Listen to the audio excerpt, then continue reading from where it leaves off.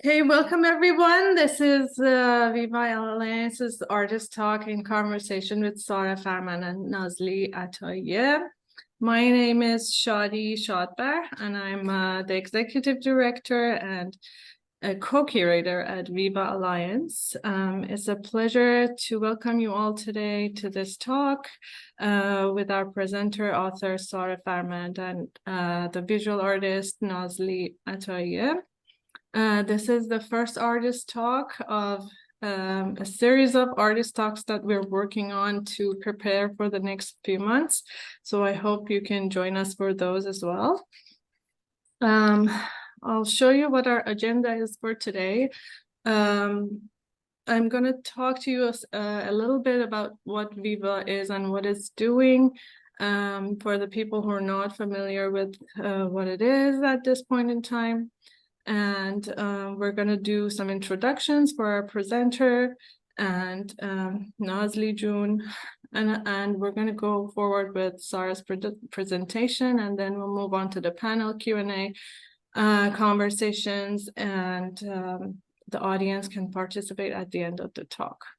I'm just going to ask everybody to keep your microphones on mute during the presentations, and use the chat box for sure if you have any input or comments, and we have people to monitor the chat box for your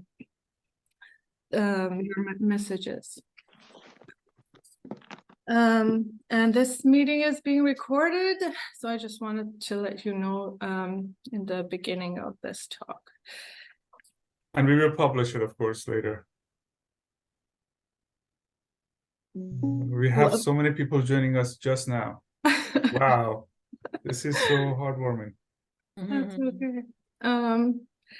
So before I go further into introducing our presenters and the panelists today, I would like to acknowledge that since May 2023, Viva Alliance has been operating from the traditional, ancestral, and the unceded territory of the Musqueam, Squamish, and Tsleil-Waututh nations. And we are grateful for this opportunity that this land has provided us and the connections we have forged in this short period of time.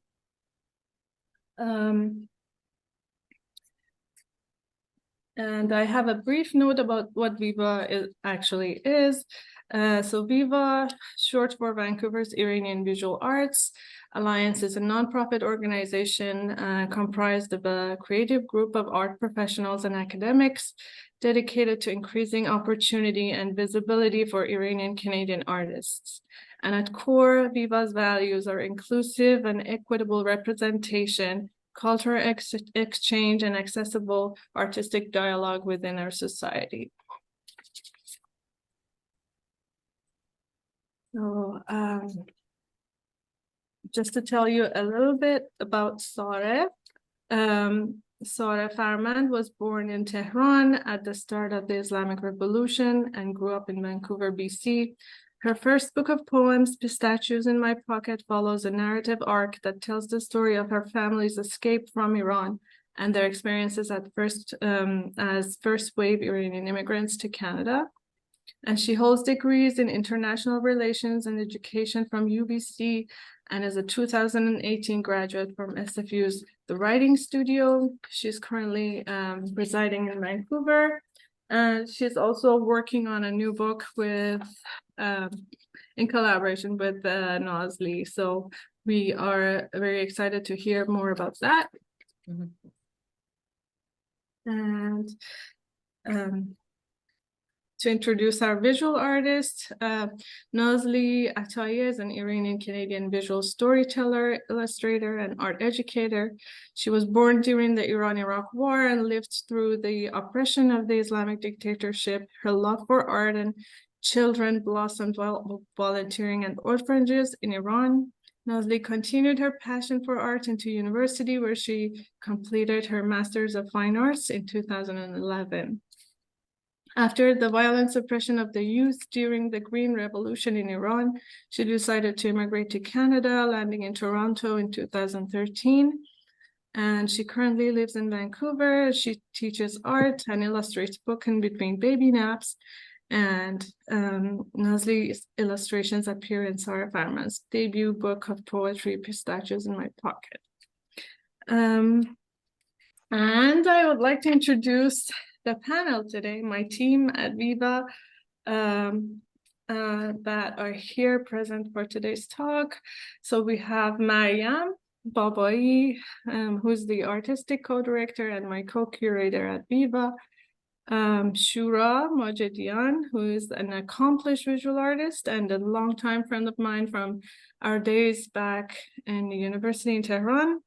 And Amir Tamadon, who is a visual artist, a brilliant animator, and he has recently stepped into the role of fatherhood. So let's cheer him up for being here today on a Saturday. Thank you. I can bring the baby. Probably he will join us in about 45 minutes. Yes. So both Shura and Amir are founders of the Orange Easel Artist Collective, and they're going to talk a little bit more about what they do when we get to the panel discussions. And I would like to hand this over to our presenter today, Sareh. Please, if you can share your screen, I will take this off and you can start the presentation for us. Thank you so much, everybody, for listening. Okay, so let's start here. I just want to thank everybody for being here today and for especially for Viva Alliance for creating this event. It's so special for me to be amongst an Iranian group that supports Iranian artists. Having been raised in the diaspora, I only had, my family and then my close family friends growing up that were Iranian Canadian. And so I've missed the opportunity to have an Iranian community around me. Certainly now we do in Vancouver, but in 1980, when we first came, we didn't. And so this is very special for me. Thank you very much for creating this opportunity and for all your support. So my book, Pistachios in My Pocket, follows a narrative arc, and it tells the story of my family's escape from Iran following 3 different parts. So in the first part of my book, I aim to take the reader back in time to my grandmother's Iran, a free Iran, up to the time where we escaped the Islamic Revolution. In part 2, so part 1 is titled Desert Sky. Part 2 is titled New Moon, and that's about our time when we were in Europe in exile, not knowing where we would end up. And part 3, Northern Lights, is about our life here in Canada. And I always say, as first wave Iranian immigrants to the North Shore, because we really were the first wave that came here. My cousins and our family friends were the first Iranians in the school district here, and soon followed by me. I came when I was 3. So yeah, we really were. There was just a handful of us and we all knew each other. So yeah. So why and when? So here's a picture of me. I think I'm practicing my author pose in grade 1 at Larson Elementary School in North Vancouver. I had always dreamt of being a writer and have written poetry most of my life. As you know, as you may or may not know, in our Iranian culture, poetry is not an abstract thing, right? It's really part of our everyday life. And it's funny, a lot of people ask me, why poetry? And I'm like, well, it was so natural to me because growing up, we always talked about poetry and it was all around me. And my family was very musical. My father loved, both my parents loved music, and lyrics were also poetry. And they would often recite lyrics to me in Farsi and in English. So it was a natural language for me to be creative in. So I began writing this book in 2018 when I was enrolled at the Writers Studio at SFU. And the first assignment that we had was given to us by my mentor. I had the wonderful chance of working with 2 incredible Canadian poets, Betsy Warland and Yoninia Curtin. They were both my mentors. And they, the homework that we were given the first assignment was to look back on our body of work and to see what kind of themes emerged from all of the work that we had. So I was sitting with my poetry from like grade 8 all the way to 2018. And what I thought was a little bit mentioned was actually all throughout my book. So I knew I talked about Iran. I knew I talked about displacement. I knew I talked about the impact of being unhomed and the revolution and all of that a little bit. I didn't realize it, I actually wrote about it in every single one of my poems all throughout. Basically, it was everywhere. So it was at that time that I decided to, okay, this is really, I've been writing around this topic and I need to really go deeply into this topic and write it out. So that's what I did. I decided to spend the TWS year delving into the essence of my writing, which was my immigration story. This is the epilogue of my book against the backdrop of the beautiful artwork of Nazli Ataeeyeh. Throughout my slideshow, as in my book, you'll see her artwork. This is the epilogue, and it says, "The story of humanity is migration, threaded deep in our consciousness. DNA strands search belonging." So the latest research in neuroscience has revealed that humans are pack animals. We're wired to want to seek community and belonging. And the story of immigration is a universal story and a tale as old as time. And I felt that growing up here in Canada, especially on the North Shore, despite the number of Iranians multiplying, we have a nice, vibrant community, robust community, I still felt that many, many people didn't understand our immigration story and the story of our country. And certainly since the Women Life Freedom movement, they do. There's been much more information. But at 2018, when I was writing this, I still felt that there wasn't a lot out there in the media or in the arts. So although the books in my the poems in my book are specific stories from my family and our experiences. Sorry, we have an audio loop. Is that from me? Oh, sorry, I have to put one of our guests on mute. I think it's fixed now. Okay. So although the poems of my book are specific stories from my family and our experiences, as writers, we're taught the more specific we are, the more universal we are.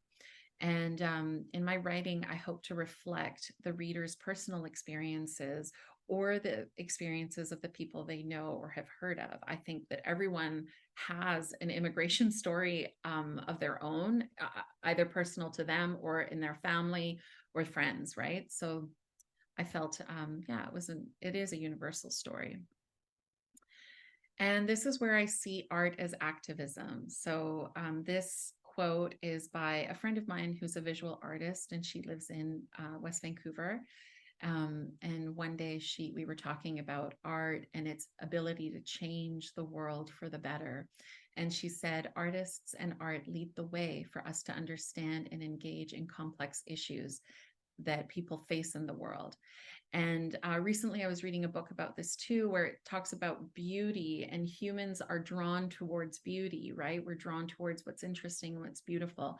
And art creates, like, we talk about these complex and very often very difficult situations that are sometimes ugly and very painful, but in a beautiful way with art. And it opens a door for people to engage with it and understand it in a way that they may not otherwise. I think that through storytelling, we reveal our commonalities, we bridge our differences, and we inform society. And art, in this way, it's very powerful and it unites us.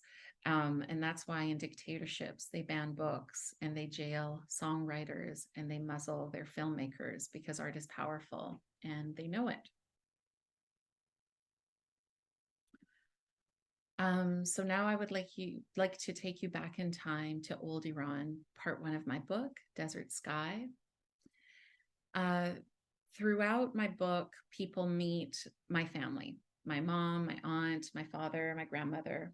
Here are some pictures of them in a free Iran, at a time when the status of women in Iran was very similar to the status of women in North America. So I picked these pictures because some of them are stories and poems in my book. So on your screen on the top left corner, there's a picture of my mom on her last day of work. I have a poem about that particular picture. So you'll see she had her friend take this picture. She worked in the university, and she had her friend take this picture for posterity, because she knew the next day she wasn't coming back, because that day they were told that if they were to come back, they had to wear a hijab to do so. And you'll notice there's a photo in a frame on the wood panel wall there that used to be a picture of the Shah, but on that day it had been changed to the picture of Khomeini.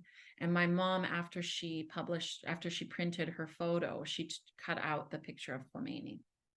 So the picture next to them is next to that one is my mom and dad on their wedding day. And I just love it so much. And maybe it's too small now because of it's not showing you the reader view, but or the presenter view, but in the look in their eyes, it's just so hopeful. And I think that that's one of the things that one of the griefs that I have carried with me.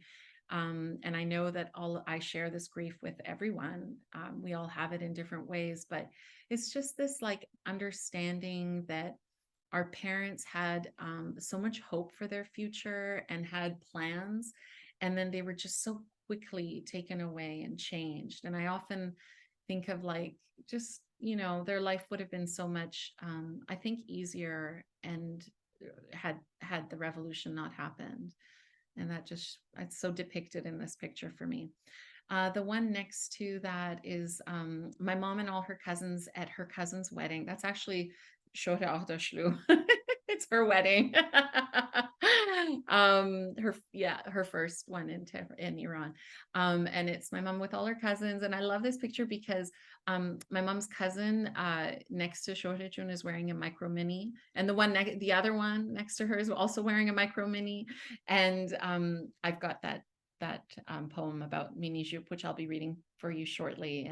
And my mom said that her family, all the girls in her family, because they had long legs, they preferred the micro mini rather than just a mini jupe. So the photo next to that is my grandmother, who was a principal at an all-girls school. And these are her students who they had all graduated from post-secondary education, and they came back to visit my grandma. And unfortunately, my grandma, when the revolution happened, she was kicked out of her job. They said that she had received it through nepotism, which she hadn't. So she's never had her pension or anything like that, and she couldn't continue working. So that was really hard for her. She loved being a principal.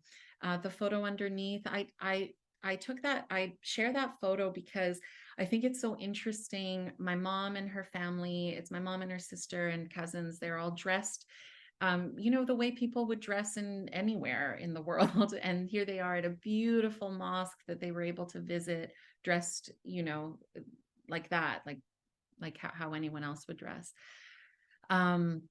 Then the photo next to that is my mom and her aunt. And my mom is the one with the shorter haircut. And I make reference to that particular haircut in the poem Mini Jupe. So I'm sharing that photo.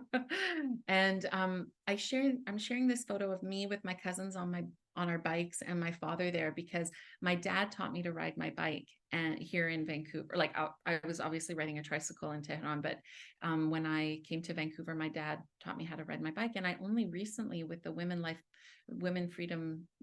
movement, discovered that women are not allowed to ride their bicycles in Iran. And I didn't know that. So I just want to share that photo.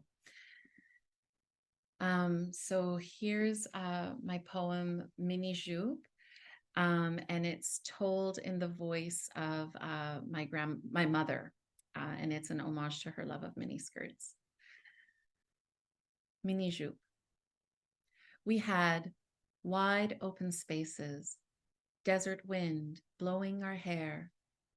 We had carefree laughter, cheer, British invasion mixed with Persian heritage. Shy, I wore my miniskirt to the outdoor ice cream parlor, scent of rosewater filling the air. Your new haircut makes you look like Ringo Starr, he yelled. My cousin gave him a good look at her homemade manicure middle finger. We laughed in his stupid face. She let his surprise linger.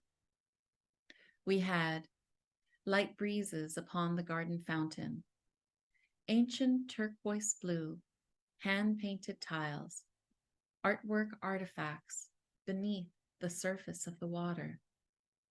Then a shot in the rain, and nothing was the same. They had guns pointing at their friends, neighbors giving names lest they be blamed, angry political street chants, batons, pepper spray. I wore my miniskirt to the dance. So I play with time in this because obviously when my mom was wearing a miniskirt, there wasn't revolution really, but I really wanted to play with the idea of how it insidiously crept in, you know. This poem it's the final poem in this section, and it's from my memory of us leaving, of escaping. And it's called God's Country. I was 2 years old, but I remember this very well. Dawn broke the desert sky. We crossed the border into new territory. In my ribcage, all night, I was holding the dreaded anticipation of the border guard exchange with my parents. Everyone could feel it. In their lungs, on their chest, its tight grip on the flow of oxygen in the clenched corners of the Volkswagen bus. A vice. Muffled words, tension at the state line. We feign an air of comfort, suffocate in fear. Hiding pearl white earrings and pistachio shells, you turn to me, pretending you were not crying. We crossed into safety, breathing. Your grief now had room in my ribcage. I held it with you, from you, for you. Give me all of it, if only my 2-year-old body was not so small. Looking for answers, I asked the peach-skinned sun, will we ever be back home? Dad's laughter rolled with his tears. Let's pretend this is not the end.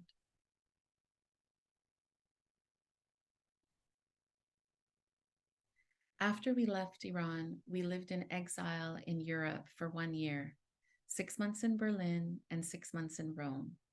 Part 2 is about our experiences at that time. This was a time of in-between for my parents as they didn't know where they'd end up. The poems from this section are born from me putting myself in my parents' shoes, imagining what life was like for them at that time, unhomed, with a young child, and no idea of what the future held for them, and also from my memories. Our early childhood memories are highly saturated little slices of very rich time with sensation, sight, and sound. So that's where I tried to go for these to write this section. I'll tell you about like 3 of the pictures. So the top left one is of me in Berlin with my cousin Bita, who is half German. And my uncle, before the revolution, went to Berlin for his education, stayed in Berlin, married a German lady. So when we moved, when we left Iran, we had family in Berlin. So that's, helpful. Anyway, that's a photo. There's a poem in my book about our times playing in snow. Those are fond and very vivid memories. And then the one in the middle is, we had a lot of, so that's me. And then next to me is Khale Nushi, one of my parents' best friends. She was also living in Rome prior to the revolution. So again, we had family and friends. Anyway, we used to go on picnics in Rome, and I remember them very well. And I love this picture of us on the bottom right corner. It's my cousins that live in Canada, in Vancouver. We all grew up together here. They came to Rome first before we did. That's them and me and my mom.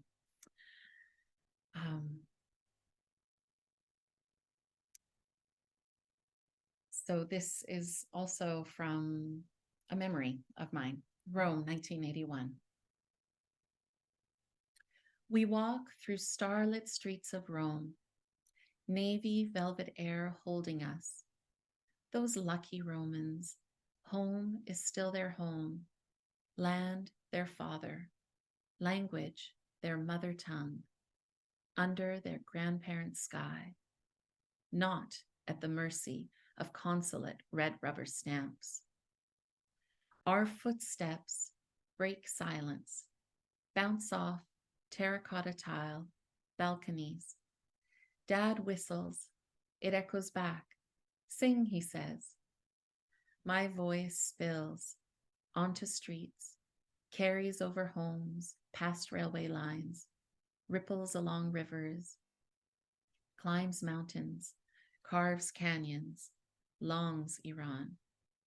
My voice echoes in empty rooms, subdues upon sunken chairs, traces framed family photos, water-stained baseboards, climbs into my empty crib, so lonely without a home. We arrived in Canada in October 1981. I was 3 years old, and my parents were in their 30s, facing a very different life than what they had imagined and planned for. Part 3 is about our lives in Canada and our experiences. Here I am with my mom at Ambleside Beach and with my dad on Lonsdale Avenue at the London Drugs that's still there. And I'm going to read to you a final poem entitled North Vancouver, 1982. In this poem, I mention Mama Mariam, who is my maternal grandmother. And this poem, I really wanted to, it was actually, I think it was like the last poem I wrote for the book. And I wanted to, I felt like my book didn't have, it was missing that element that I wanted. And I wanted people to understand that when we first came to Canada, I felt that we were really, really welcomed by the Canadians around us. And we lived on Lonsdale Avenue, where there was a lot of different cultures and different immigrants, and also a lot of Canadian, like white Canadians. And we were really welcomed at that time, I remember. So North Vancouver, 1982. In my pink raincoat from Mrs. Mueller's shop on Lonsdale, where we always speak our German, so Mrs. Mueller and I don't forget. Mom and Grandma in their see-through rain hats from Boots Drugstore. Cindy at the counter with I Dream of Jeannie hair shows them how to wear it so their hair doesn't get flat. She always calls me doll. Sounds like she has marbles in her throat. Dorothy, our upstairs neighbor, our friend, teaches Mama Mariam a shortcut to the community center. We walk through streaks of rain that slice frosty wind. Too cold to play in puddles, Mom pulls me into the moist warmth of her ESL classroom. Wall-to-wall carpeting. Today is Multicultural Day. Everyone has brought a platter to share. The teachers, Mrs. Jones and Mrs. Parker, are there to greet us. Oh, this is Sarah. Nice to see you, Sarah. We love your mom and grandma. They have told us all about you. I meet their classmates, know their names, Now they're faces, friends, but only at school. People just like us from all over the world. We feast on dumplings, egg rolls, deviled eggs, Turkish dolme, tastes different than Mama Mariam's, samosas, tamales, and triangle-shaped ham sandwiches on squishy white bread with butter, something I crave the rest of my life. Oven-baked bread embraces this cold, drizzly gray day. We are not yet accustomed. We are welcome. We belong. Any questions?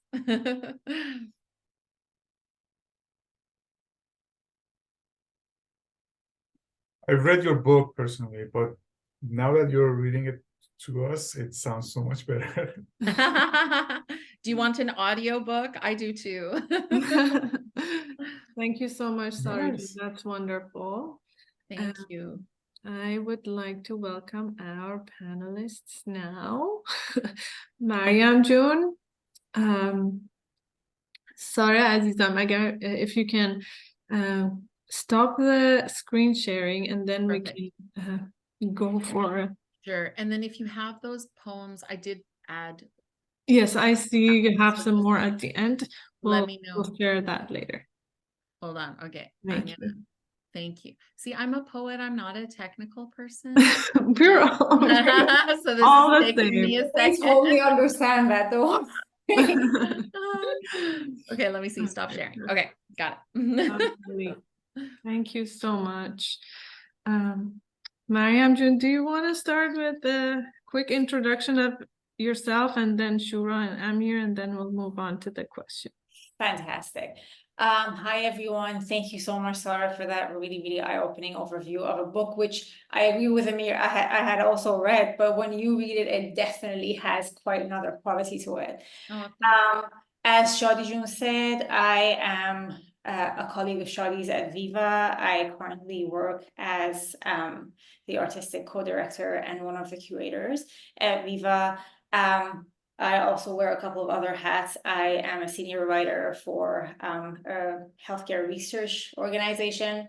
And this is lovely because it actually brings together my background in like literary research and my love of visual arts. So I'm in my element. I'm having such a fun time. Before I move to my questions, I'll let our other panelists introduce themselves, probably starting with Shura. Am I right, Shadi? Thanks, Mariam John, and hi again to everyone, and thanks a lot for all the great talk. Sarah June, especially you, and also the way Shadi started the meeting. I think also for me, it's a pleasure to be like among the community, like Iranian community, and also like, from different culture and different background, but probably mainly immigrants, and we have all mutual experience. So it's great to be together and share whatever we feel and the way we think right now. I will be quick. I'm a visual artist, painter mainly. I got my master's at Ahmedabad University, and I have another master's in Iran from Tehran University, where I know Nazli. We were both, not the same time, but I know her from another, we know each other from a mutual friend from Tehran University, and where Nazli studied there. And I'm like right now I'm a lecturer at Ahmedabad University, and I'm also practicing artist, and also pleasure of collaborating, like starting the collaboration with Shadi and Mariam, with Amir. We have this collective nonprofit organization, Orange Easel. Amir will probably explain a bit more, but we started the live drawing sessions and have a great group that they're joining us every single week. We have more studio-based practice visually, than more theory-based. So we are, hands-on, and we are so happy and grateful for that. And we'll see how this goes, and I'm excited for the rest of the conversation. I'm John. Hello, everyone. I'm probably the only non-artist member of this group. I'm a more technical guy. I make magic. Come on. So no, my background actually starts from 2D drawing, and then I studied 2D animation, 3D animation, and then moved forward more toward computer animation, computer 3D. But I do have my own passion for life drawing or sketching. So that's why we co-founded the Orange User Foundation, because we wanted to keep our practice. So what we do right now, we have like weekly practice in fine art, and we talk to local artists. We understand what the local art community look like, and we want to contribute to it. So that's really the nature of our group.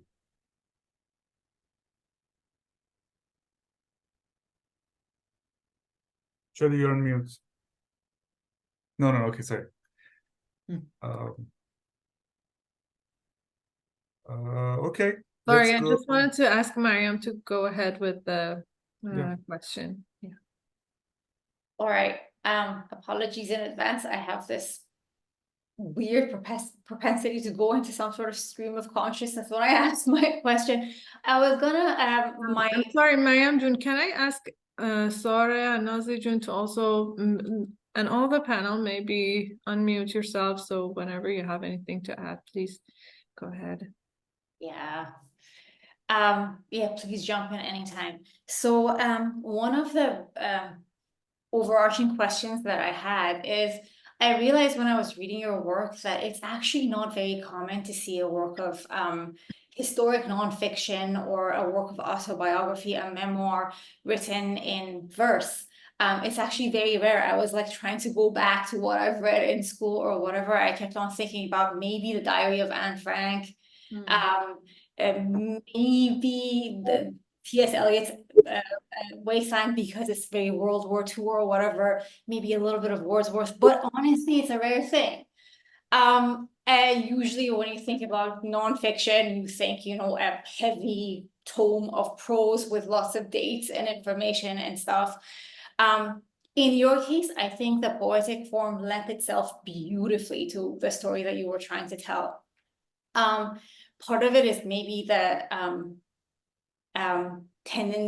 capacity it has for fragmentation, the density it has, and everything. It sort of is the most honest way to maybe tell this story, because we are immigrants. Our experiences are not linear.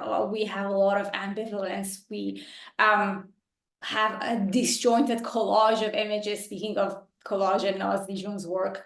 And I think this work of poetry actually performed that really well. And I was wondering, before I actually ask direct questions, if you would indulge me and actually read the first poem that sets up that ambivalence beautifully. Revolution. I love that you love that poem, because I love that poem. May I share it? Yes, please. Okay. And this time I'm gonna share it properly, because hold on, I can do this. Is this one the right one? Hold on. You wanted revolution. Yes, I think I have that. Okay, let me just sorry, I really thought I could do this fast. View, I'm gonna see if I could do slideshow. Okay, so obviously, hey, you did it. Yeah, but see, this is where yes, now you can look at them bigger. Oopsies. Okay, wasn't I cute? Yes. Oh. Okay. Perfect. Okay. So revolution. Chaos raises me, upheaves the sides of the ancient rug my family bestows upon me. Birds of paradise ravage lotus flowers. Blood stains cypress trees. Dissidents hang from the tree of life. Dad diverts my gaze. A gazelle leaps across the haze. I think this, to me, is the perfect setup. It's sort of, you give a summary of what's going to happen. You clearly demonstrate that, like, this ancient rug, which is your heritage, your inheritance, you're proud of it, but it's also you have a lot of ambivalence towards it. It's a very expensive gift. It has been a very labor-intensive, difficult, ambivalent gift to carry through life. And it sort of summarizes. I think this is the most visual poem you have throughout about actually what happened during the revolution, the violence of the revolution. This rug basically sums it up. To a large extent. You have a couple of other poems, but this actually is probably the most visual one.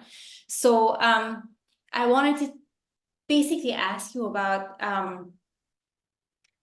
what you were reading at the time. What were your decisions? Because it's not just that you opt for the poetic form, but also you opt for a lot of fragmentation. You opt for a lot of like disjointed imagery that you don't actually explain too much. You leave it to the reader to fill in the gaps. And you sort of say, listen, this is going to be subjective. This is going to be mine. And you have to work for it just as I have through life. And so how did you come across this form, the absence of any meter, any rhyme, any regularity for that matter for the reader to get used to? You constantly destabilize us as you write, go back and forth between poetry and prose. How did you come about that? What was your thought process? What were you reading at the time? So yeah. Great. I love that question. So it's so interesting. When I began writing, there were times where I wasn't reading any poetry at all because I felt like it would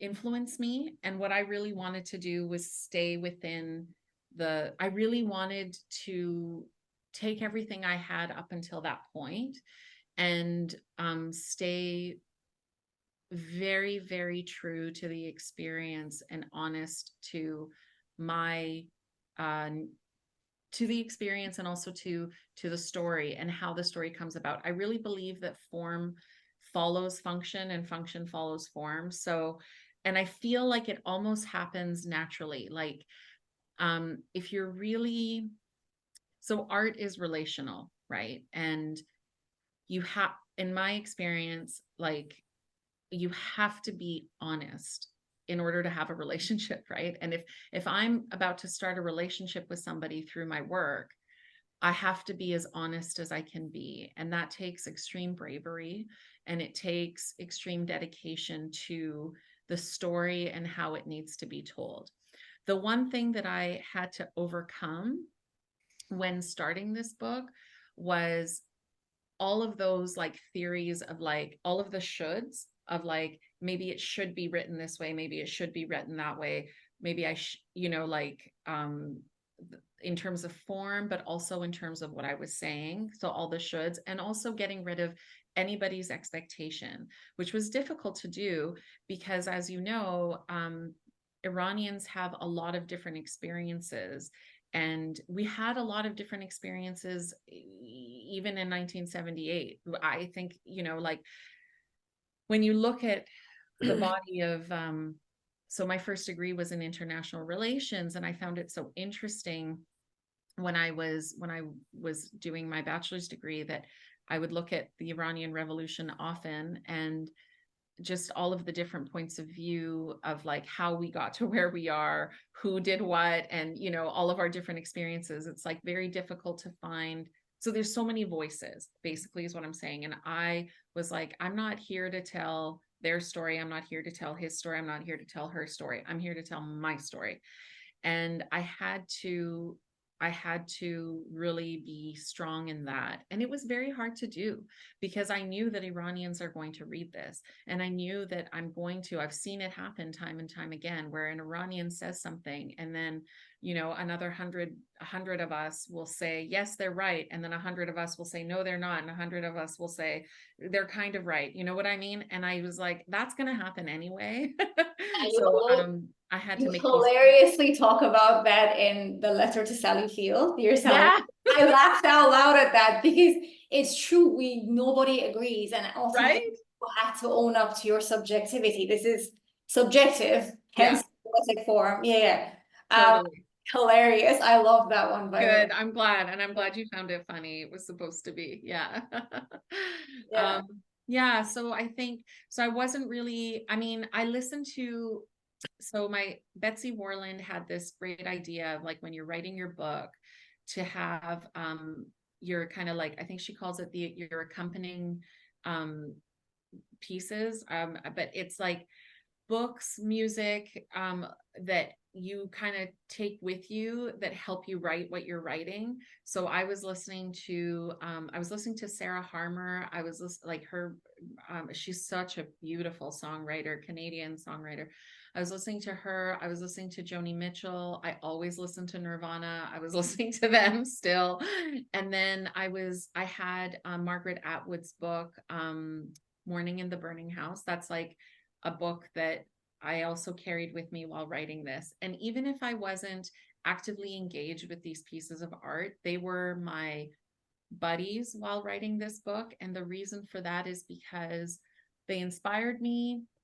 I think that they influenced tone a little bit as well, for sure. But also for me, the big thing to have those pieces with me was like this understanding that that there's humans out there that have honestly done artwork and they've finished it.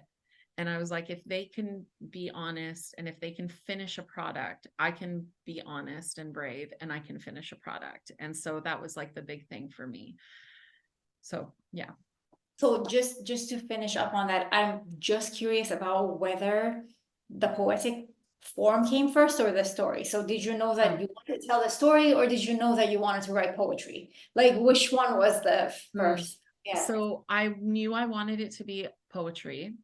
And then this book came out. I was like, so when I was like, okay, there's these themes I need to write about my story of Iran. I was like, and then I had this idea. I actually went to see a poetry reading, and a poet read from her a manuscript that she had been working on, and she had it was about the story of her husband passing away, and the first poem was like their first date, and the last, and it was in chronological order, and that inspired me to write this story in chronological order. So that's why I kind of try to go back in time to my grandmother's Iran, and then that's where my story begins, right? And there is a poem too of my great grandmother actually leaving Russia, because it's like, where does the story really begin? It begins a long time ago. But yeah, so I had this idea of, I wanted it to be chronological. So I planned it out, and I knew I wanted it to be part 1 about old Iran leading up to the revolution. I planned that out, and then I just started writing. Okay, so you actually beautifully segued into my next question. I only have a couple of minutes left of my time, so I'll try to be quick. So yeah, I can totally see that there's a chronological arc. It's very neatly organized, but also there is like micro jumps back and forth in time. You actually demonstrated one of them beautifully with Mini Jupe about the juxtaposition between times, or how you start with this general summary of the revolution, and then you go back to your grandmother's childhood, and you actually do a little bit of education here. Like, we learn about mandatory mechanization in like the beginning of the Pahlavi dynasty and all of those things, and you weave these back and forth. Like, is it just to make it natural, like flashbacks? Or did you just want to create that sort of sense of recollection and longing, or was there actually a reason to the way you actually piece this puzzle together, moving slightly back and forth in time? I think it just represented exactly what you said. Like, I was in the moment of, memory. How do I say this? Nothing's linear, right? And we certainly don't experience life in a linear fashion. And so I think that it's a representation, or I wrote it in the way that I experience life, and I wrote it in that way where it's a back and forth. But more so, I feel like so much of the experience of Iranians is back and forth, is today, now, what my parents lost. Today, now, what could have been for me. Today, now, what I lost, right? Like, so I believe we carry that in our generation. I really, really do. I don't know if my children are going to carry that. I think sometimes I say things and they kind of look at me like, oh, and I don't want them to carry this, but it is a part of who I am. that here I am, Sareh, and I know everything that I have, and I'm so grateful that my parents brought me to Canada. But there's Sareh's always mourning what her parents lost and what she lost. Always, always. It's always present. Actually, honestly, thanks for both of those. What I wanted to touch on and maybe do justice to and honor is how your stylistic choices and the way you play with time and temporality, it actually performs our experience. It sort of performs our gaps in memory, performs the fragmentation of our experience, performs the fact that we're have a little preoccupation with the past that we actually didn't see. And it performs what we carry. And that's sort of what I was hoping we could honor through my questions and your answers, which I hope happened. Great. I don't know who's next, Shadi June. Thanks so much, Sareh June. Thank you. Emirjan, did you have a question? I burning do question? specifically for this slide, but I could be out of order. If anybody, does anybody have other I questions? wanted, if you don't have something that will follow up my question, we can go to Shura's, and then at the end you can ask her. Sure. Thanks, Amir. Okay, my question is obviously for Nazli, because we come from visual language, visual arts, and first of all, I should say that I'm very glad your beautiful work is out, like in this format, because I feel like it's not necessarily a gallery form, and it's in a book, so it's always there, and it has a different audience, which is amazing. And you should see Nazli's studio. It's full of beautiful paintings that I hope one day we can all see them in a gallery space too. Yeah, so I'm glad that the idea and conversation went through over the form versus concept, or maybe it was more about formal decisions, because I'm also a true believer of form. So I think that's where the visual comes in first, and then is the concept. If that works, then the concept is actually there. But opposites, I don't think it's not easy to achieve it. So my question for Nazli is that how was, like, because we are speaking about form, and I know your illustrations were made after reading the poetry, probably, like, I'm pretty sure, I'm confident it's that. So how was your decision? How did that style of the poetry change your decision, your visual decisions to make those illustrations? Yeah. First of all, that was a great honor working with Sareh, and this book made us like close friends. I love her. Most of the time we talk together these days. So the first time Sareh approached to me for talking about her book, so that's like for me it's a personal story, but I love to share it with you guys. I just had my son. I was dealing with postpartum depression. I was really, my energy was so low, and I was in very, very bad mental situation on that time. And I loved Sareh. I knew her book would be something really great. But at first I hesitated. I said, oh my God, I can't do that. I can't do that. Then we had like a short meeting. She talked about her book. And I said, you know what, Sareh, just let me read your book and then I decide. And she said, okay. She sent out the text for me. I print them out. And the first opportunity I had to just sit down and just read the book. That was when I just put my son in bed and like sat beside his bed in very dark room with a small little light beside me and started reading. Sorry, this story is very sensitive for me. And like after 3 hours, I found myself like totally into book. My face was wet with my tears. I was really crying. Literally, I was crying. And I couldn't stop reading. It was like 4 a.m. in the morning, and I just couldn't stop reading because the story was really it was a personal story for Sareh, but in somehow that was my own story. And the way that the form of the you were just talking about that, the form you were Sareh wrote her book, that was very interesting, very that kept me engaged, because the fragmentation, the gaps, the like jumping from past to present, different timelines, different story, like different characters coming and going, even like her great grandmothers when they came to they came from Russia, like the scene Mama Mariam just riding on the horse for the first time, and then it's just jumping for like saying farewell, goodbye, grandma to Sarah's cousin in the airport. Like all of these poems, like they hit me so hard. I don't want to say the poetry was traumatizing for me, because it is not traumatizing. It awakening a trauma. Resonated with you.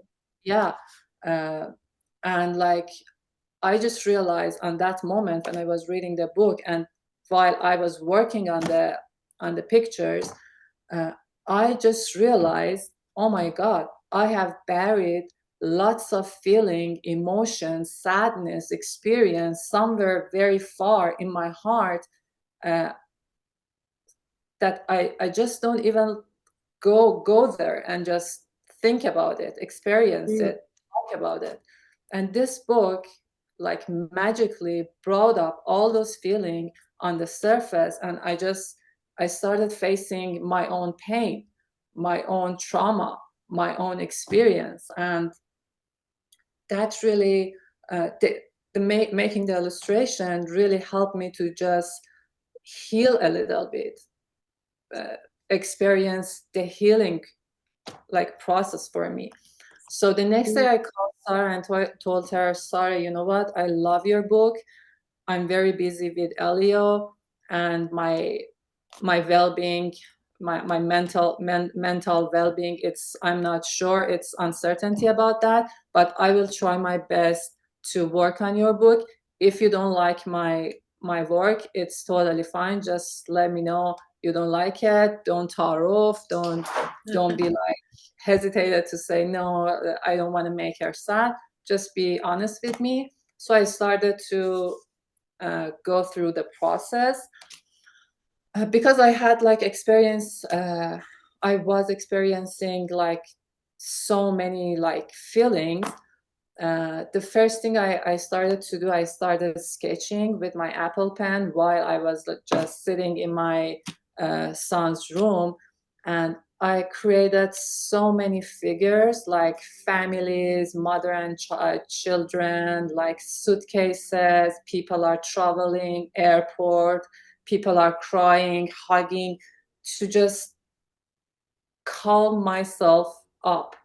I just want to calm down. Sorry, I just wanted to calm down first. Then I started, I started to think about all the images, just they were coming through my mind, and I said, okay, they are very strong, so I can't sitting on my computer and draw it with my Apple pen. I want to make them. I want to make them with my hands. So I started to making some colored paper with like different texture. I believe I made like maybe 50 pieces of like textures on paper, on canvas. So that's where the collage came to your work, right? Yeah, and because did you have that before in your practice? Like, was it like, is collage part of your practice normally, or you try to? I always loved collage. I've been working on this like with this style for a very long time, but the way I worked on Sarah's book was totally different, because of the book is like that, memories layering over like each other, so on top of each other. So I made these like collages pieces and just started to just layer over layer. Can we look at one of those slides with your drawings in it? Sorry, I didn't Can we look at understand. those? Can we look at one of those slides with your artwork in it? Yeah, there was one. Actually, the collage was really clear because there was a gold leaf or something metallic behind it. Yeah, Well, this is beautiful. Like, I know what I've got the pieces here, but the light isn't good, so you can see the layering better here. But I think it's Nazli, not can you bring it a bit closer to the camera? One of those works. sure. Oh, this one. This is my favorite. This is This the is one. my Yeah. favorite. It's the collage is very like visible here. Yeah. Yeah. So I made trees like with my hands. I just cut them out, and the papers, I made the paper like before I started like cutting them out. that's mylar, right? There's mylar in it, or tissue paper. Maybe. Oh yeah, Yeah, yeah, yeah. I used lots of tissue papers. Which is great. Which is a great great quality to it because of the transparency of those layers, and also very delicacy. Yeah, Very especially for the trees, because I think all of us remind like the trees in Tehran parks, like the trees like Derakht Sarv, and you can't draw Derakht Sarv. You can create the real feeling. So I thought, okay, I have to make it. Then just for the cover, so I started just layering and then transfer all my like textures, all my like whatever I made, I transferred to computer and started like to touch them, like touch up them, finishing them. And I think I produced like more than 30 illustrations. I knew on that time Sarah just wanted a cover, but I created lots of images because I told you I was healing my own problems, my sadness, my anxiety. I still like dealing because of this like displacement, migration. I'm still struggling. So Nazli, it was the combination of digital drawing and the collage and like paperwork and all the drawings that you did by hand, right? So you combined. Yeah, okay. And for the cover, even so, I tried so many times to just make Sarah's face like with my Apple pen, but one night I said, okay, it's not possible. It should be something more real. With more emotion. So I just came down to my studio. I found like an unfinished canvas, and I started like painting small figure of Sareh. So maybe that's a good point, like good time to raise this question, because that was my first when I read the poems and saw your work. And I realized because the poem itself is so visual, like very visually full and charged. And I was thinking, how did you come up with the idea of, like, how did you deal with that? Like having such a visually, like visually charged poetry there and written, but right up there. And then also making your own, like your image that is already has its own narrative, right? So I just want to know how you went through this, like, if there was a difficult time for you. Yeah, as you said, that's an extremely beautiful poetry book with like, it brought lots of images to my head, and I'm sure anyone read this book, so many images for their own experience came to their mind. So I said, oh my God, I don't want to ruin the book. I don't want to add something to the book. I don't want like make it better because it's already like its best. So I don't want to make it better. I said, okay, I need to capture all the essence I get from this book and put them in like several images. But I didn't want to narrative the story because it's already did by Sareh very well. So I said, okay, I just want like create essence of what I felt from this book.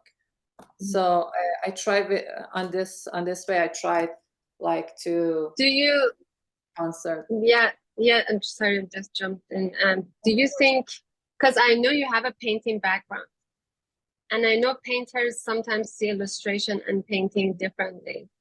I was wondering, I'm also curious to see how, because you did both. Now, how do you see them different? And also I was thinking, did you, because you were trying to serve the poem, the poetry, did you think that the poetry also serves something after you made the whole thing? Did you think that there is a dual, like conversation between between these two? Like poem also does something to your work?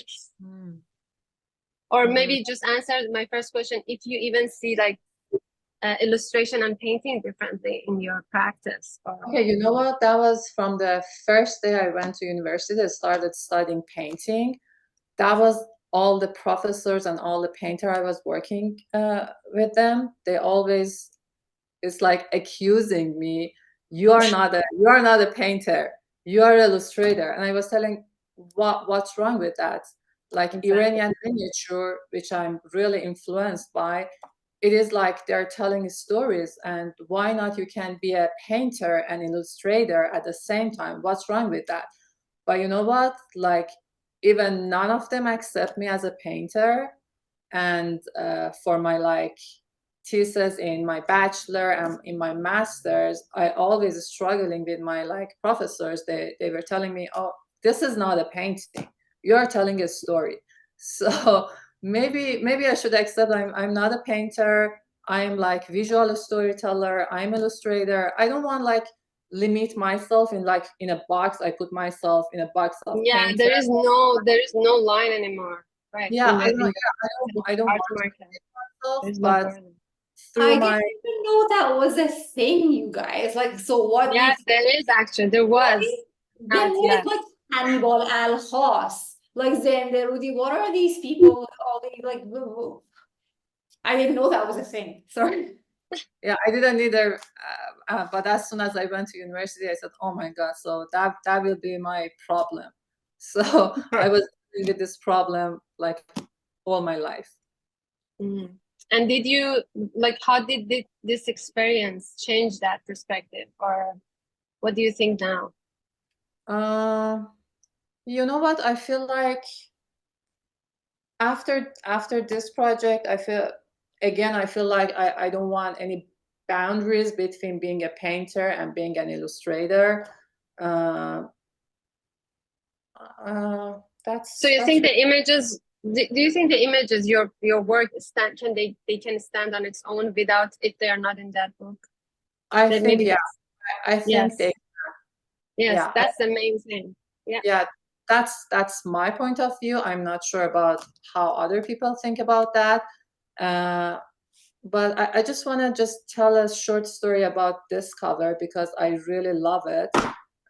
I'm not huge fan of myself and my art. I see myself as a like ordinary artist, but I don't know, for this piece, I really love it, and I have it in my like living room. Every day I look at it because I don't know, it is Sareh, but it is me. It can be you, it can be all of us. So this like adult Sareh looking at her childhood like through very dreamy atmosphere, and through like cedar trees and like architectural simplified architectural like Iranian like building and houses and domes, and this Caspian Sea big wave just coming to swallow all these dreams. Suddenly, it's just coming for this dream to just swallow it. So Beautiful. it can Thank you be, so much, Nazli. it still can be like illustration for a Yes. book.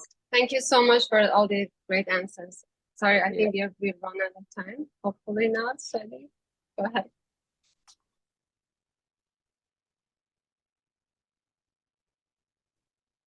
Shadi, you're mute. Hi, yes, sorry. It takes a long time for this computer. I don't know why, sorry.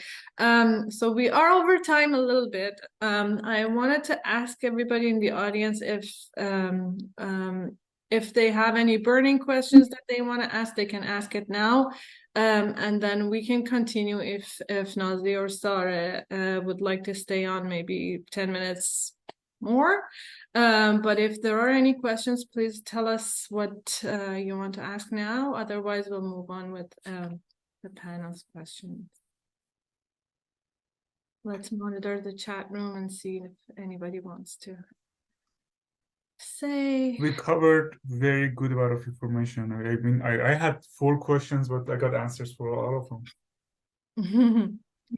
No raised hands. Nobody is typing anything in the chat room, so I think we will move on. Maybe at the end. Oh, sorry, June. May I just say something? Yes. I love that conversation between Shura and Nazli June. Thank you so much for your great questions, Shura June, because like I'm such a fan of Nazli as a human, but also as an artist. Like I'm going to separate the two because I know her personally and I just have such deep respect and admiration for her as a person, as a friend, but also as her as an artist. And I think one of the things that I love so much that you brought up is 2 things. One is that I just find like her brilliance in being able to read a story, someone's memoir, and be able to encapsulate it all in like this particular, for example, this particular cover. Like basically you can look at this and you have my book. Like how does someone do that? Take a story that spans decades and put it into one painting. It's a brilliant artist, right? And so I'm just so grateful that I've had the opportunity to work with her and work with Nazli June in the future too. But I also love this idea of like, I didn't know that there was a distinction between painter and, illustrator, and that I think my book also sort of blurs the line where I have prose, I have poetry, and then I also have historical facts and I have historical elements. And I love this blurring of the line. Like we don't need these sort of distinctions and we don't need to stay in our lane when we're creating. It's again coming back to that idea of like you have to follow the art. You can't follow the shoulds of a form. The form has to follow the function. So I love that happened for the. And sorry, can I chime in for a little? Yeah. Sorry, to complete your word, I want to say one of your poems in this book that's really moved me. It's like that the name is This Is, and it's not a poem. It's like a doctor report. Yes. But it's truly moved me because right now I can see my grandma in this poem, and obviously I can see myself in this poem as the patient Z, female, age 29. I'm not 29, but the situation and like the cause of the problem, the cause of like this disease. Yeah. It's exactly what I experienced in my life because of my migration. Yeah. And that's beautiful. I don't know. You break down some words and you just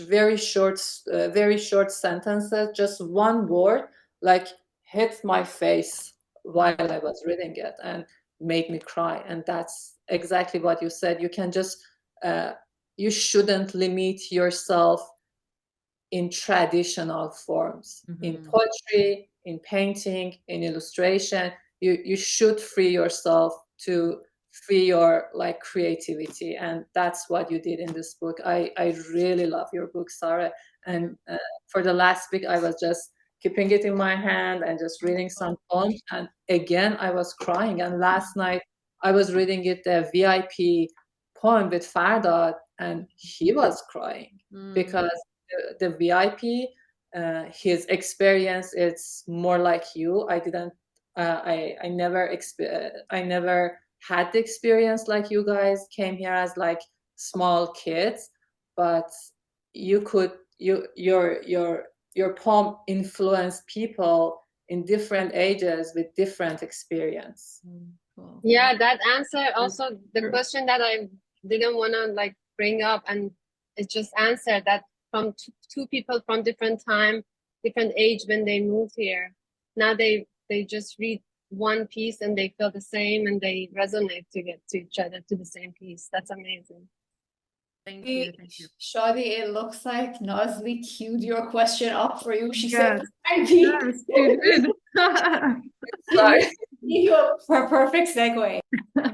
Nazli Jun, thank you so much. I wanted to say I share with you in many ways the feelings that you get when you read Sarah's poems. I get a very visceral reaction to her poems, and I also share your situation after you had your baby. So please forgive me if I cry when Sarah reads part of these poems. It's very emotional for me too. So we have VIP. For VIP, I thought because it gives the whole picture, we should read the whole thing. And then for the other two, Lucid and who am I to you, we can read only a little part of it.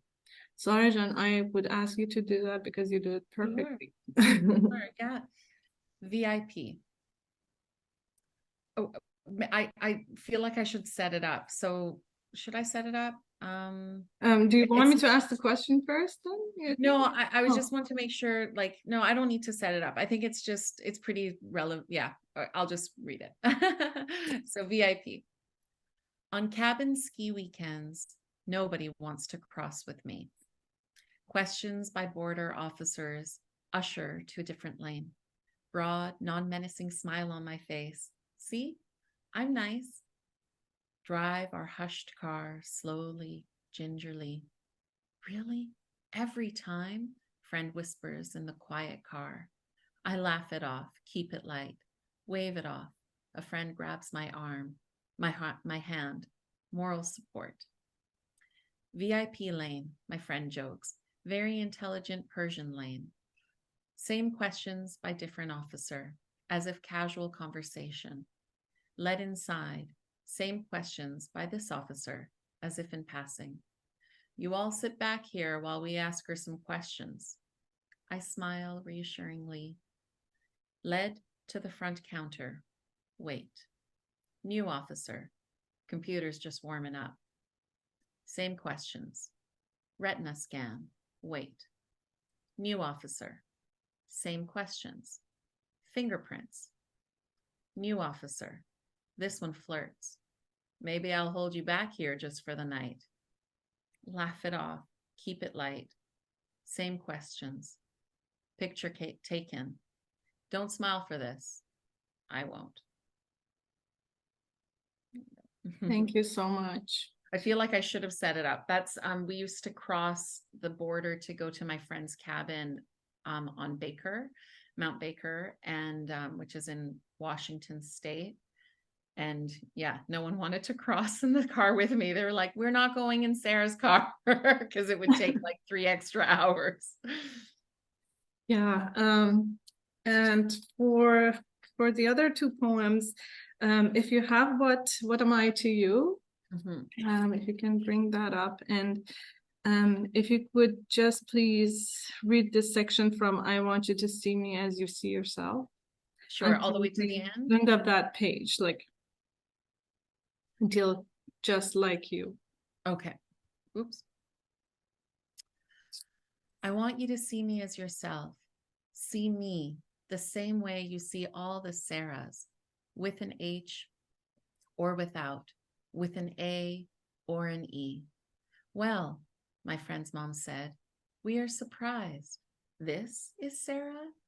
Yes, this is me, not another. We didn't expect to see a Sarah with dark hair and dark eyes. We were not expecting a Sarah that looks like you, simply said, with kindness and humor and more warmth. We all laugh. I'm never what you expect, but I always wish I were, just like you. And Thank you you know, so much. the name Sareh Sarah, this is an interesting thing too, because I'm Sareh, and Sareh is Farsi for Sarah. Sarah is Arabic, and Sarah is obviously English. They're all the same name. But when I came here when I was 3, my cousins were here before me and they were older. And I actually remember, and I probably should have written a poem about this, but I remember them getting so excited and saying, Sareh, Sareh, your name, they have an English name for your name. It's Sarah. So no one's going to bully you. Your name is Sarah here. And I was like, I'm 3. No one bullies me ever. I don't know what you're talking about. But okay, I like the name Sarah. And you know, in the 70s, they had in the next line, I say like all the Sarahs and the songs from the 70s, like in the late 70s and early 80s, they had a lot of songs with the name Sarah in it. So I was like, oh, cool. Like they've written all these songs about me. So I don't know, like I've always had people call me Sareh if they speak Farsi, Sarah if they speak English, and it makes sense to me. But I know it can be confusing to some people. Yeah. Thank you for explaining. And for Lucid, I just want to touch on a little part, the last part of the poem where it starts on where it says within this new space until the end. Sure. Within this new space, vast, green and moss, conjure loss.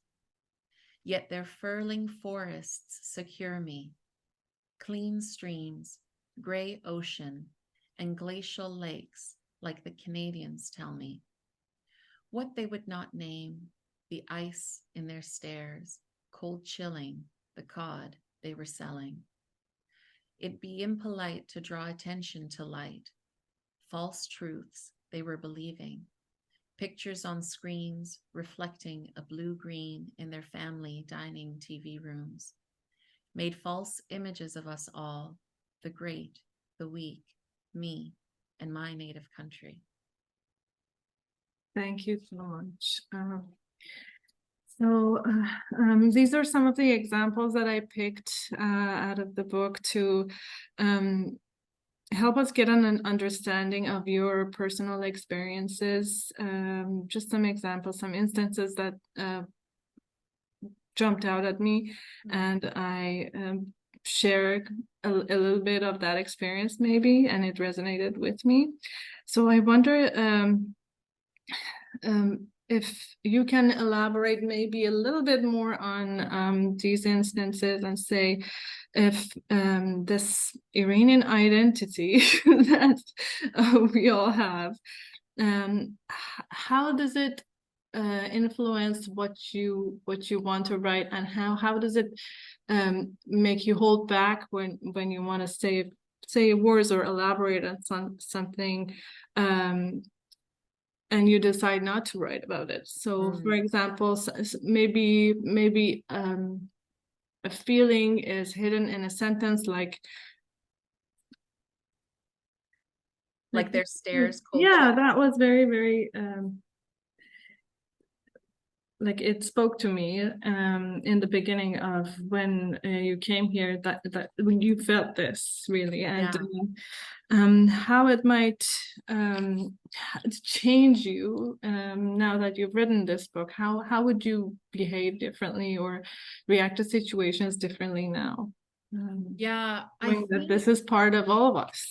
totally. Okay. It's such a beautiful question, because I think that when we can stand up, I think, okay, so it's very personal, but the personal is political. And I even say that in my book. And I really believe that's true.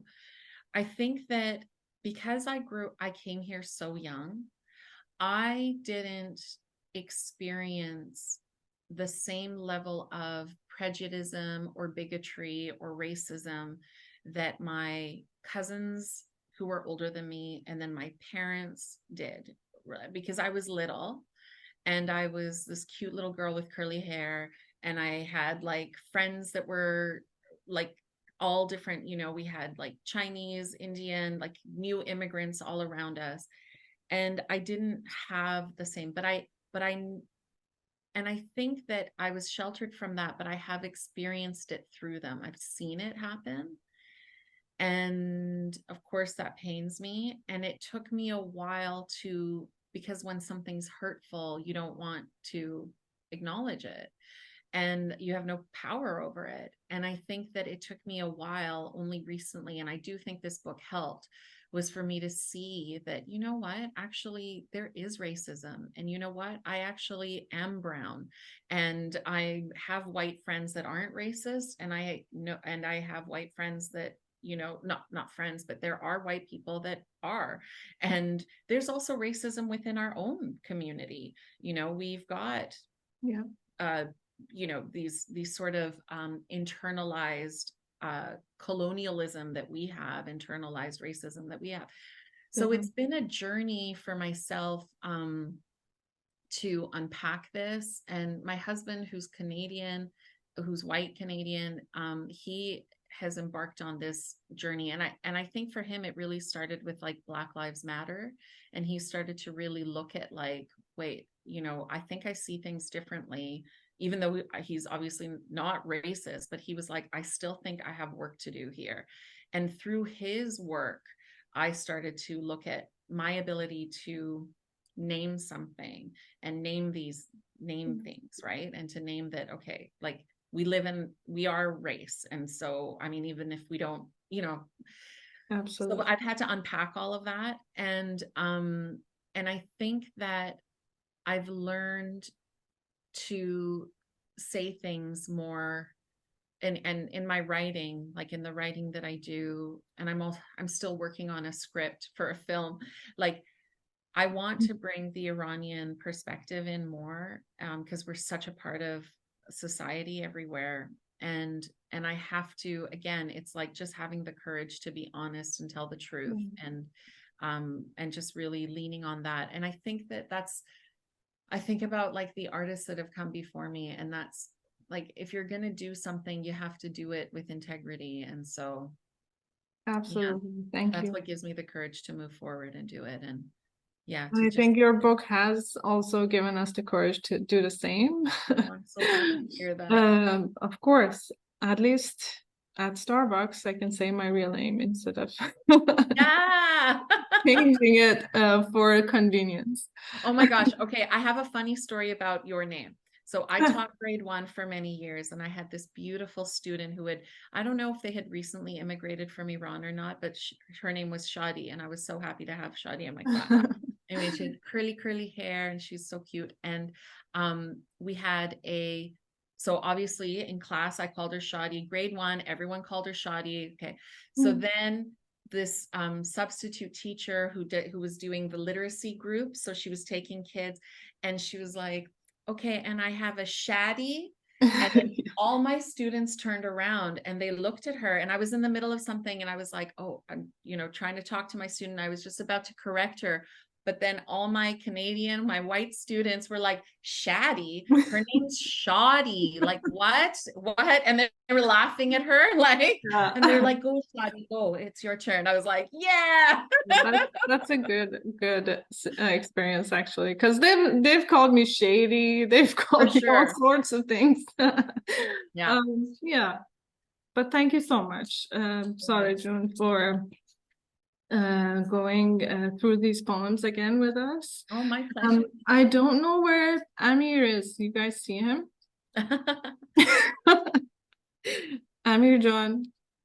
Maybe it's the baby. I think he's taking care of the baby. Hello. Oh, yeah. Oh, there. Oh, hello. Oh my God. Hello. Hi, Amir. Oh my God, so cute. I know. It's gotten so big. Oh my goodness. Yes. Okay, Amir John, if you want to go ahead with your question, and then we can wrap up. And I got my answer actually. Oh, okay. Yeah. Do you want I to did have a tell us? question. No. Well, my question was, you moved to Canada when you were 3, so that makes it a very short time for you to A, get identity, find identity, and then B, get access to any resource or be exposed to any Iranian resources, to get influenced by it, and then you move here and you continue with your influence identity, right? But then you guys covered it. So I was gonna ask, how much resources did you use to write your poem? Do you have any symbols that connect with your Iranian roots? But everybody covered the question for me. I got my answer. This issue of Iranian identity, it's very interesting. Like one time when I was maybe like 18 years old, someone said to me at a Persian party, they said, "Oh, but you're not really Iranian because you grew up here." And I was so offended and I was so hurt because I was like, and they were like, "Well, you don't even read and write." And I was like, "Actually, I do at a grade 2 level, but who cares?" Like very, very little, but I still do. And you know what? Like last time I looked, the revolution wasn't my fault. And like, what does it mean to be Iranian? Like, do I need to? It was just such a crazy, it really messed me up. And I talked to my friends about it, who some of them came later than I did. And I was like, I don't really know what that means. Like I'm as Iranian as I can be. I'm not pretending I'm not Iranian. And I remember them saying, "Well, all your friends are Canadian." And I was like, "Well, because like they weren't any Iranians when I went to school. Like I started out with Canadian friends."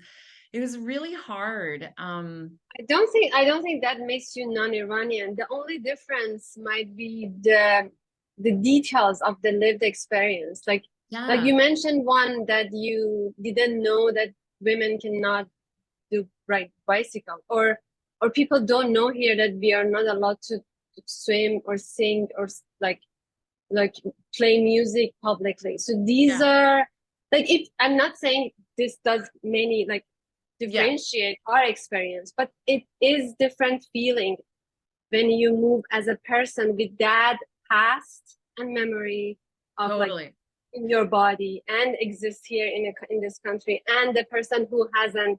I mean, you had different hard experience here as a child that I didn't have. So I think it's not, you cannot really measure the suffering. Totally. And I guess it's like, being Iranian, what does that mean? Like, it's a really good question. Does it mean that you had to like what you said, like your example? Yeah, there's things about present day Iran that I haven't experienced, but does that make me less Iranian because it's my culture? You know what I mean? Like, I see the world, but I am Iranian Canadian. I get that too, right? But yeah, so it's I don't know, and it's hard for anyone Your from the identity diaspora.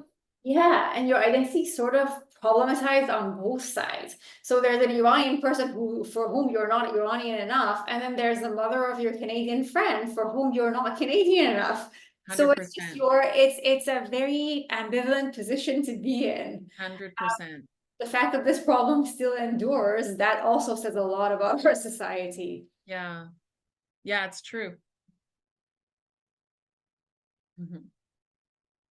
Okay, let me just start saying a few ending remarks for this talk today. Thank you. First of all, thank you so much to the presenter, Sareh Farmand. Thank you so much, Sareh June, for being with us for the duration of preparing for this project of an artist talk. For the past 2 months. Thank you so much. Nazli June, thank you so much for joining in and for your beautiful answers to Shura's question. You're an amazing artist. And thank you to everyone who attended this artist talk today. We hope to see you again, maybe in January, because we're planning for another artist talk in the beginning of January with another artist. And hopefully you can make it to that one. Thank you to the panelists, Mariam, Shura, Amir John, thank you so much. And I think we can end on that note. Thank you so much, guys. Thank you to all of you. It was so nice meeting you. Have a wonderful Saturday. Oh, and I wanted to mention, if anybody wants to get Sarah's book, if you Google search it, it comes up a lot everywhere, but you can find it on Indigo, on Amazon, or at her publisher's website at Bay Press, or It arrives in one day if you order from Amazon. One day. Yeah. And that's it, guys. Thank you so much. Have a great Saturday. Merci. Take a Bye, good rest. everybody. Thank you so Merci, much. Maggie. Thank you so Thank you. much. Well done. Thanks. Bye, everyone.